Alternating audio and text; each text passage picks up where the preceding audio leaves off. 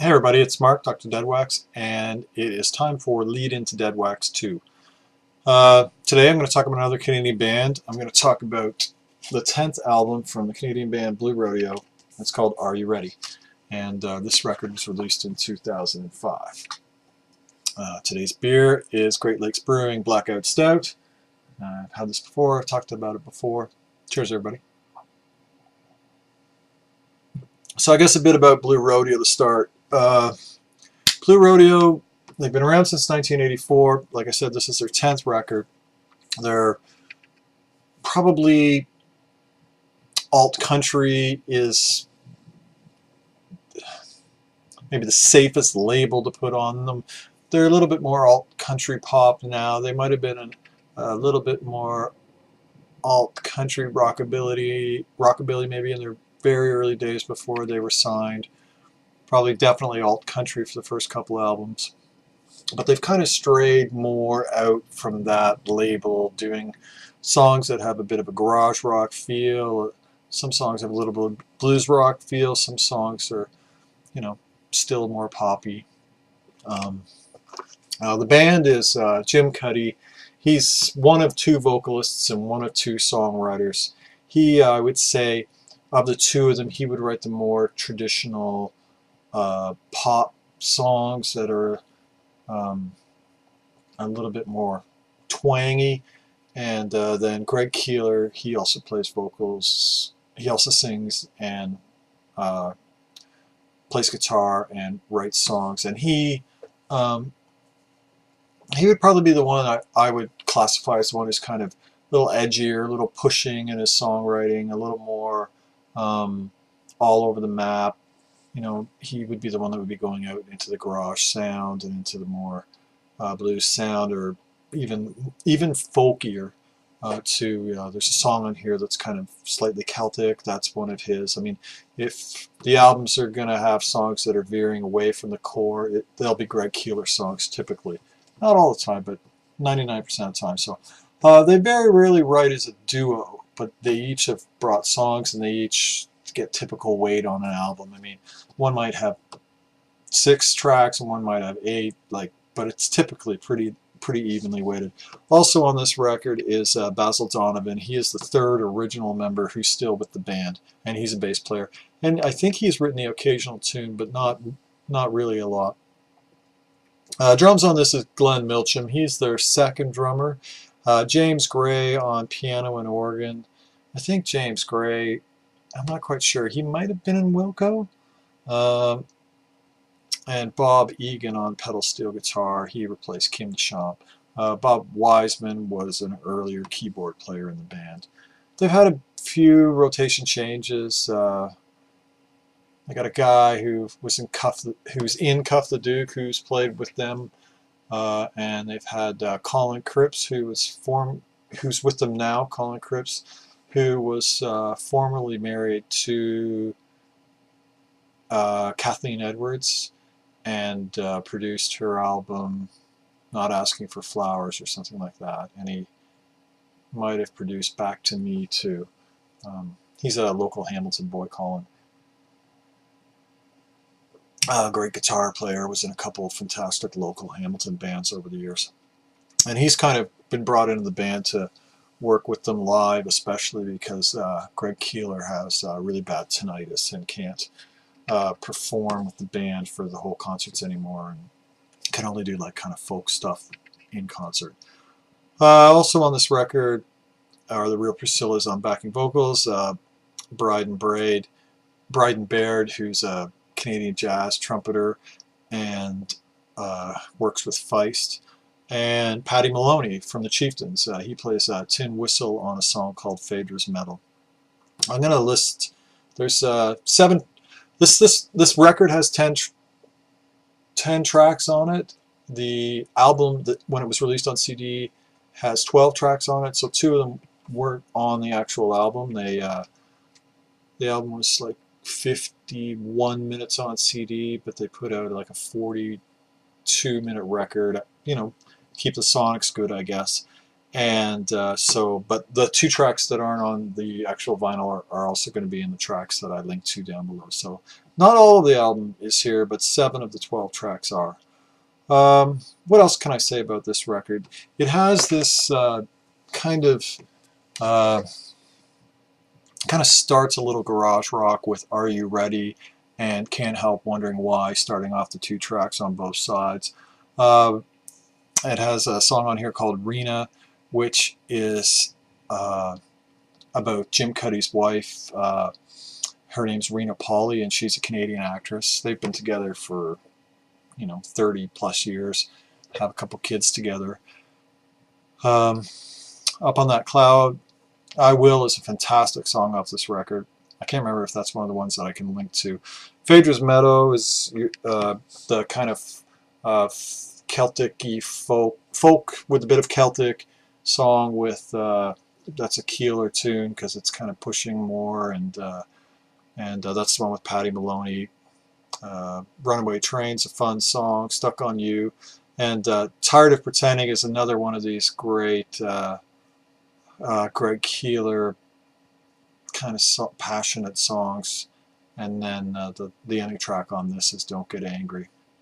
I'll show you the label of the record.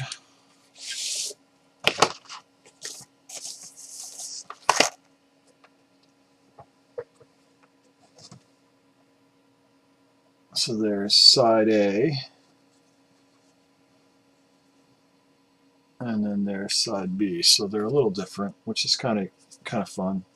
In Deadwax, it has True Tone, NYC, Carl 505, the catalog number, and then RE-1 on both sides. So True Tone stands for True Tone Mastering Labs, and Carl stands for Carl Rawati, who is the owner and chief mastering engineer at True Tone Mastering Labs.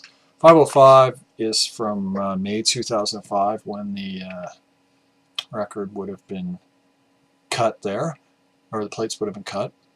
And RE1 is it's a nomenclature that can mean different things. Sometimes it means it's the first version of a record that's cut to wax, and sometimes it means it's the second. It depends on who's doing it. Some people put RE1 for revision, or like revision 1 or version 1, but some people put it for, it means the first cut wasn't accepted by the label, the band, whatever, so then it was recut, and that's called RE1. So it's a little unclear what that can mean, but my assumption would be that the record was cut to vinyl, and test pressings were done, and somebody wasn't happy with it, and both sides were recut. And this is actually a pretty good sounding record for 2005 on vinyl. It's not a masterpiece, but it's pretty good. The cover painting is by it's painted by a guy named Rick White, and Rick White has he's done all kinds of things in the Canadian music industry. He's worked as a musician, he's worked as an engineer, he's worked as a producer, he's worked as an artist, layout designer, but I guess most famously he is from the Canadian band Eric Strip, which were the first Canadian band signed to the Sub Pop label. So that's who did the cover art for this record, the painting. So that's kind of an interesting twist. I know that Chris Oliver, the Solar System, he really likes Eric Strip, and I think they're down from Jeff Glowing, Double O Cabbage's neighborhood. So this is just a great band. I mean, I've loved this band forever. This is not their best record. Their masterpiece is 5 Days in July, and it is easily one of the 10 best Canadian albums ever made. And came out in just about 94, when 93? Can't remember quite when it came out, but it came out in the death of vinyl, and it never had a vinyl release. If it had a vinyl release, I would have a copy of it, and I would be talking about it now. But it didn't have a vinyl release, and I think the reason why the 5 Days in July was so good was it was recorded quickly. I'm just going to talk about that record a little too. It was recorded quickly in over a course of 5 days in May at Greg Keeler's farm or cottage. I think it was his farm, and it had some great Canadian guest musicians on it, like Sarah McLachlan sings haunting lyrics on a couple songs, and it's kind of a Keeler album. Cuddy was away with something, and for quite a while, I can't remember, I don't know what the circumstances of his absence were, but so Keeler wrote a bunch of songs, and some of the stuff had been recorded without Cuddy. And Cuddy has said about the record, he says, I came up to the thing, and he was there for a couple days of the recording sessions, but he says some stuff had already been worked out. I had some stuff I wanted to put on the record, he says, but the stuff that Greg had worked out was fantastic, and he said I couldn't not let it happen. So there's a bit of a suite on the second side that really gels. But I mean, it still has Cuddy songs on it, and that's a record I loved for years. One of those records that nobody I hung out with when it came out enjoyed or got into, but when my wife and I met each other, it's an album we actually found love to. Like 6 or 7 years after it came out, we'd be driving around southern Ontario here when I was an antique dealer, going to auctions and stuff like that, and doing house calls, and listening to that in the car. So, you know, the band kind of has a special place for my wife and I, and we've seen them at least a half a dozen times. They're one of the few Canadian bands that make money. They tour across Canada. They can sell out 30, 35 dates the whole way across the country. They do it every single winter, and they've done that for like 25 years. When they kind of, you know, record companies have always have this glorious idea that you can push out of Canada and take over the world, but very few bands do that. I mean, the Tragically Hip's band pushed them for years to try and take over the world, but they finally accepted that they were big in Canada. And the same thing is the same kind of thing Blue Rodeo has done. They've, you know, they are one of the few bands that can play like in every little city across Canada, sell out a 4,000 or 5,000 seat hall in that place, and sometimes 2 or 3 nights in a row. And they can actually make a living, because, you know, you don't make a lot of money selling records in a market as small as ours when you only might sell 60,000 units. But you know, you make your money off of playing your live dates, and so they do that every winter, and they do it in the winter specifically so they can spend the summers with their family and their children, and go to their cottages and, you know, live a good life. You know, they wouldn't be millionaires, but they have good lives by Canadian musician standards.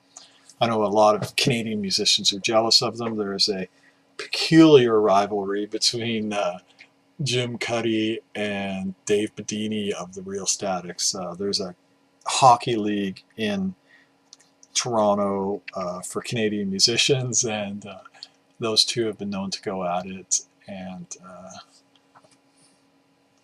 there's some interesting tales that have been told, and then Bedini's tried to rewrite history in his novels, so it's quite interesting. But anyway, too much digressing on all kinds of topics, but this is a great record. I'm very fortunate to have this record.